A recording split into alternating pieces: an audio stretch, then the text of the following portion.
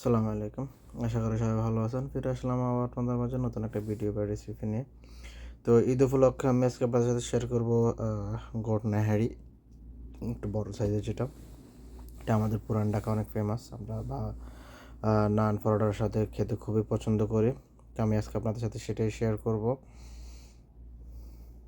তো এখানে আমি 3 কেজি খাসির মাংস নিয়েছি। তারপর 2 স্পুন গার্লিক পেস্ট আর 3 স্পুন জিঞ্জার পেস্ট দিয়েছি। আর 1 স্পুন করে টার্মেরিক পাউডার এবং চিলি পাউডার দিয়েছি আমি এখানে। আর 8-10টা করে লং, এলাচি, দারচিনি, তেজপাতা দিয়ে দিয়েছি। 9 কাপ পানি দিয়েছি। তো এখানে আমি প্রায় 2 থেকে 3 ঘন্টার মতো আমি এটা বয়েল করব বা সিদ্ধ করব। সিদ্ধ করে পরে আবার রান্না করব এখানে। পরিমাণ মতো একটু সল্ট দেব। সল্ট 2 চামচ দিলেই হবে। এরপরে লাগলে আরও দেওয়া যাবে। তো এখানে আমার ফার্স্ট স্টেপ শেষ। আমি 6 থেকে 8 ঘন্টা পরে আবার সেকেন্ড স্টেপ যেটা সেটা শুরু করতেছি। তো সেকেন্ড স্টেপ দেখতে পাচ্ছেন, শুরুতেই তেলটা বসে গেছে, পানিগুলো বসে গেছে। তো আমি এবার সেকেন্ড স্টেপের যে মশলাটা সেটা আমি আলাদাভাবে রেডি করব। ভিডিওটা না টেনে অবশ্যই শেষ পর্যন্ত দেখবেন, তাহলে আপনারা ভালোভাবে, খুব সুন্দরভাবে, ইজিভাবে কুক করতে পারবেন বাসায় এবং টেস্টটাও খুবই ভালো হবে এবং ফ্লেভারটাও খুবই ভালো আসবে। একবার রান্না করে এভাবে খেলে বারবার খেতে ইচ্ছে করবে। তো আমি আগুনটা একটু স্লো, মিডিয়াম আগুন দিয়েছি, একদম হাই না। কারণ যে পানিটা আছে এই পানিটা আমার শুকানো যাবে না। আর এই পানিটা শুকিয়ে গেলে আমার পায়াগুলো ছোটা শুরু হয়ে যাবে এবং ঝরে যাবে। তো পায়াগুলো আস্ত রাখার জন্য আমি আগুনটা হাই করতেছি না, মিডিয়াম করে দিচ্ছি। তো এর ফাঁকে আমি আমার যেই মশলাটা সেটা রেডি করব, কারণ আমি পায়ার মশলা আলাদাভাবে রেডি করতে হয়। আর এটার সাথে জাস্ট পায়া মেকিং ফার্স্ট স্টেপে যেটা, যখন পায়ার সাথে ফ্লেভারটা মিক্স হয় সেই জন্য আমি আদা রসুন কিছু ওইখানে দিয়েছি। আবার আলাদাভাবে এটার মশলাটা আমি রেডি করব। তো শুরু করা যাক মশলাটা। আমি এখানে প্রথমে দেখতে পাচ্ছেন এক টুকরো বাটার নিয়েছি। তো বাটারের মধ্যে আমি মশলা যেটা সেটা রেডি করে নেব। তো এখানে আমি প্রথমেই দেখতে পাচ্ছেন পেঁয়াজ দিয়ে দিচ্ছি।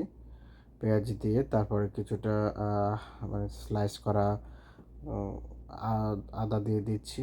তারপরে 1 চামচ লবণ দিয়ে দিচ্ছি। আর 8-10টার মতো কাঁচামরিচ দিয়ে দিচ্ছি আমি এখানে। দিয়ে তারপর আমি এটাকে ভালোভাবে সিদ্ধ করে নেব বা কুক করে নেব, পেঁয়াজগুলো যেন সফট হয়ে যায়। সফট হওয়ার পর আমি আমার বাকি জিনিসগুলো দেবো। যেহেতু আমি মোটামুটি অনেক কিছু এখানে অ্যাড করে ফেলছি, বাকি এখানে আরও ওরকম অনেক কিছু অ্যাড করতে হবে না, জাস্ট মশলাগুলো। হালকা একটু সরিষার তেল দিয়ে দিচ্ছি যেন আমার ফ্লেভারটা ভালো আসে, সেই জন্য। সরিষার তেল একটা ঝাঁঝালো ফ্লেভার, সেটা তো জানেনই আপনারা সবাই। এখানে আমি 3 স্পুন দই দিয়ে দিচ্ছি, 1 স্পুন রসুন দিয়ে দিচ্ছি এবং 2 স্পুন আমি আদা দিয়ে দিচ্ছি। যেহেতু গোটের মাংসের মধ্যে সবসময় আদার পরিমাণটা একটু বেশিই থাকে, সেই জন্য আমি আদার পরিমাণটা একটু বেশি দিয়ে দিচ্ছি। এখানে একটু গোলমরিচের গুঁড়া দিয়ে দিচ্ছি আমি।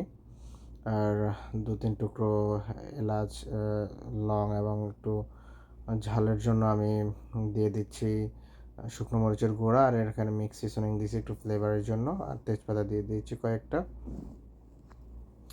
আর যেই পায়ার মশলাটা বা নেহারি মশলা যেটা, সেটা আমি এখানে 1 প্যাকেট দিয়ে দিচ্ছি। তো আমার 3 কেজির জন্য 1 প্যাকেটই যথেষ্ট, আমার এর থেকে বেশি লাগবে। তো এটা আমি ভালোভাবে কুক করে নেব মশলাটা।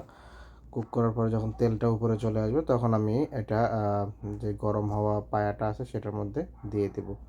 পায়াটা দেখতেই পাচ্ছেন এখন হালকাভাবে গরম হচ্ছে। তো এবার আমার মশলাটা কুক, আমি পায়াটার সাথে এটা অ্যাড করে দেব। নেড়ে চেড়ে অ্যাড করে আমি প্রায় 8 থেকে 10 মিনিট আমি এটাকে আবারও কুক করব, যেমন মশলাগুলো ভালোভাবে মিক্স হয়। এবং এই মুহূর্তে আমি আগুনটা একদম হাই করে দেব। হাই করে 8-10 মিনিট আমি ওয়েট করব। ওয়েট করার পরে আমার মোটামুটি রান্নাটা ডান। সো ঈদের শুভেচ্ছা রইলো সবাইকে। অবশ্যই ঈদে একবার হলেও ট্রাই করবেন বাসায়, তাহলে আপনারা খুব ভালোভাবে এবং খুবই সুস্বাদু একটা নেহারি রেসিপি পেয়ে যাবেন এবং খুবই এনজয় করবেন কোরবানির ঈদ উপলক্ষে। তো সেই উপলক্ষে আমি আপনাদের সাথে রেসিপিটা শেয়ার করতেছি। আশা করি আপনাদেরও খেতে ভালো লাগবে এবং রান্না করতেও ভালো লাগবে এবং ঝামেলা ছাড়া খুবই সহজভাবে যে রেসিপিটা শেয়ার করা যায় সেটাই আমি আপনাদের সাথে সবসময় শেয়ার করি ইনশাল্লাহ, এবং করবো সবসময়। তো আশা করি সবাই পাশে থাকবেন এবং সাথে থাকবেন, ভিডিওগুলো দেখবেন, শেয়ার করবেন, কমেন্টস করবেন, আর কে কোথা থেকে দেখতেছেন, কেমন লাগতেছে সেটা অবশ্যই জানাবেন। সবাইকে ধন্যবাদ আসলে ভিডিওটা শেষ পর্যন্ত দেখার জন্য। আমি লবণ টেস্ট করে দেখতেছি, আমার লবণ পারফেক্ট, এবং কালারটা আপনারা খুব দেখতে পাচ্ছেন অলরেডি। কালারটা খুব ভালো একটা সুন্দর কালার চলে আসছে এবং ফ্লেভারটাও খুবই সুন্দর চলে আসছে। যখন আপনারা রান্না করবেন তখনই বুঝতে পারবেন। আমার মাংসগুলো এবং হাড়গুলো সবই আস্ত আছে এখনও।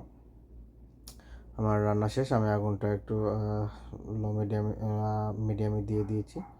তো ধন্যবাদ সবাইকে, আল্লাহ হাফেজ, সবাই ভালো থাকবেন, সুস্থ থাকবেন, দেখা হবে আবারও নতুন একটা কোনো ভিডিও বা রেসিপিতে। সবাই সুস্থ থাকবেন, ভালো থাকবেন। আমিও রান্না শেষে একটু ধনিয়া আর একটু আদা কুচি দিয়ে দিয়েছি, দেখতে পাচ্ছেন সৌন্দর্যের জন্য। আমি চুলা নিভিয়ে দিয়েছি, পায়া ডান, জাস্ট খাবো এখন।